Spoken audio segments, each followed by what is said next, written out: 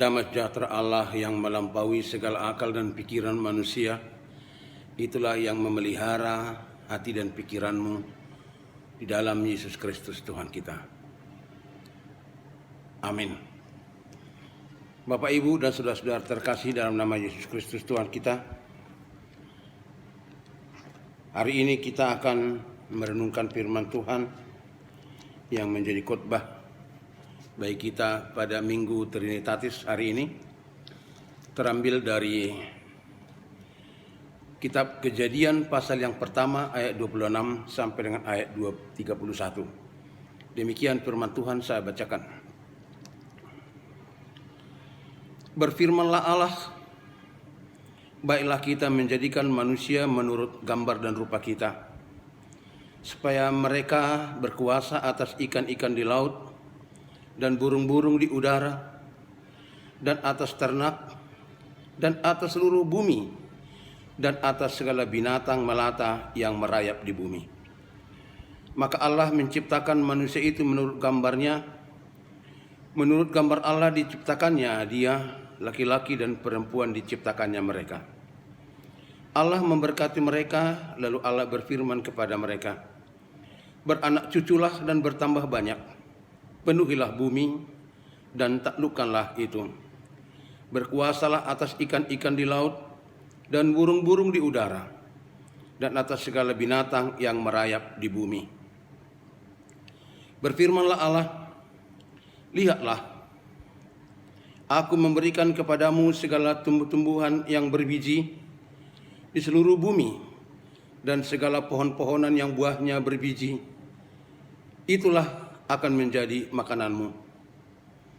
Tetapi pada segala binatang di bumi dan segala burung di udara dan segala yang merayap di bumi yang bernyawa, kuberikan segala tumbuh-tumbuhan hijau menjadi makanannya, dan jadilah demikian. Maka Allah melihat segala yang dijadikannya itu sungguh amat baik. Jadilah petang dan jadilah pagi, itulah hari ke-6. Bapak, Ibu, dan saudara-saudara terkasih dalam nama Tuhan Yesus Kristus Tuhan kita. Ketika Alkitab mencatat firman Tuhan yang berkata, marilah kita menciptakan manusia sesuai dengan gambar dan rupa kita, maka muncul pertanyaan, seperti siapakah Tuhan itu? Apakah Allah itu laki-laki atau perempuan? Maka jawaban yang pertama adalah bahwa Allah itu seperti manusia, seperti laki-laki dan seperti perempuan. Namun hal utama yang harus diingat adalah manusia tidak boleh membuat Allah itu seperti apapun, karena dia adalah roh adanya. Hal yang paling menarik dalam Kejadian pasal 1 ini adalah ayat 26 yang menyebutkan, marilah kita menciptakan manusia. Berapakah Tuhan itu sehingga dipergunakan kata marilah kita menciptakan manusia segambar dan serupa dengan kita? Gambar dan rupa Allah yang disebut di sini adalah asal-usul manusia yang ada dan lahir dari kuasa Allah yang membuat dan menjadikan manusia laki-laki dan perempuan, dan punya roh yang bersumber dari Allah sendiri. Berarti tidak ada Allah 2, 3 atau lebih. Dia adalah satu, seperti yang tertulis pada Ulangan 6 ayat 4. Allah itu Esa atau satu adanya. Bapak, Ibu, dan saudara-saudara, ayat 26 sampai 27, asal usul umat manusia di dunia ini. Tuhan Allah menciptakan manusia dengan tujuan dan maksud untuk diperintahkan memelihara ciptaan yang lain. Inisiatif Tuhan sendirilah yang menciptakan manusia. Tetapi semua manusia perlu menyadari bahwa penciptaan Tuhan bagi kita manusia harus sejalan dengan tugas yang diaturkan Allah untuk dikerjakan. Dengan kata lain, manusia tercipta untuk menerima tugas dan tanggung jawab dari Tuhan, yakni memelihara ciptaan yang lainnya. Kejadian 1 ayat 26. Ayat 28, tanggung jawab atau tugas. Manusia tercipta untuk tugas menjaga, memelihara ciptaan yang lain sebagai wakil dan utusan Tuhan di dunia ini. Oleh karena itu manusia yang tidak melakukan tugas dan tanggung jawabnya, Tuhan sendiri yang menuntut baginya pada pengadilan Tuhan sendiri. Penciptaan manusia itu membawa tanggung jawab kepada manusia untuk berkarya di tengah-tengah dunia ini. Ada 9:30 dan sampai dengan 31. Manusia diciptakan pada hari ke-6, artinya Allah lebih dahulu menciptakan hal lain yang kelak diperlukan oleh manusia. Barulah Allah menciptakan manusia. Kebijakan Tuhan ini nampak dalam 3 hal, yakni Allah pencipta, Allah penebus, Allah pemelihara. Tuhan Allah tidak asal menciptakan manusia, tetapi Dia memelihara dan menjagai. Dia mengasihi dengan menebusnya dengan harga yang sangat mahal, yaitu dengan darah kudus oleh Yesus Kristus.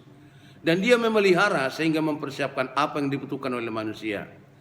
Misalnya makanan dan minuman, pakaian dan lain-lain. Namun manusia harus sadar akan tanggung jawabnya. Juga akan memenuhi bumi, menjagai bumi sesuai kehendak Tuhan. Saudara-saudara, sesungguhnya kebutuhan manusia sudah tersedia. Tinggal kita manusia harus mengolahnya dan mengusahakannya. Pada ayat terakhir 31 disebutkan, ciptaan Tuhan itu sungguh amat baik dan sempurna, tak ada yang kurang. Manusia tidak boleh mengkritik ciptaan Tuhan, juga tidak boleh menghinakan ciptaan Tuhan, karena Tuhan melihat ciptaannya itu sungguh amat baik atau sungguh sempurna dan tidak dapat diselidiki.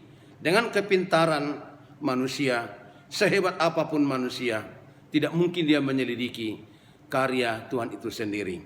Itulah yang diungkapkan oleh Paulus pada Roma pasal 11 ayat 33 sampai dengan 36. Oh, alangkah luar biasanya Tuhan itu. Pekerjaannya tidak terselidiki. Dia tidak punya penasehat.